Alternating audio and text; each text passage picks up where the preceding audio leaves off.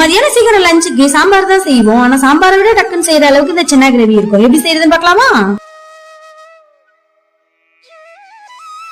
அதுக்கு ஃபர்ஸ்ட் குக்கர்ல ஊற வச்ச கருப்பு வெள்ளை சுண்டலை சேர்த்து தேவையான அளவு உப்பு சேர்த்து 4 விசில் விட்டுக்கலாம்.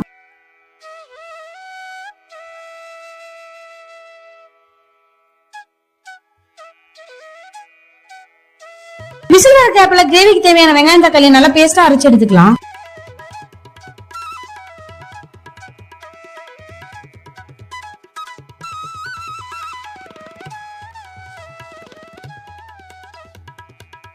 அதே குக்கர்ல கொஞ்சமா தேங்காய் எண்ணெய் சேர்த்துக்கலாம். எண்ணெய் நல்லா காஞ்சதும் அதுல ஒரு சின்ன துண்டு பட்டை, ஒரு ஏலக்காய், 2 கிராம்பு, கடல் பாசி, 1 ஸ்பூன் சோம்பு, 1/2 ஸ்பூன் கசகசா எல்லாம் சேர்த்து நல்லா வதக்கிக்கலாம். எல்லா கலர் சேஞ்ச் ஆனதும் அதுல தக்காளி வெங்காயம் பேஸ்ட் சேர்த்து நல்லா வதக்கிக்கலாம். கூடவே கொஞ்சமா கருவேப்பிலை, 1/2 ஸ்பூன் இஞ்சி பூண்டு பேஸ்ட், தேவையான அளவு உப்பு, மஞ்சத்தூள் எல்லாம் சேர்த்து நல்லா எண்ணெயிலேயே வதக்கிக்கலாம்.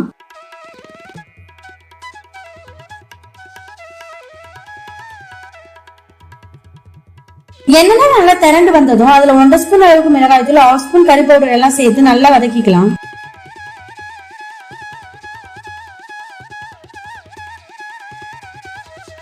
மசாலா எண்ணெயிலேயே நல்லா வதங்கினதும் சுண்டல் வேக வச்ச தண்ணியும் சுண்டலையும் சேர்த்துக்கலாம்.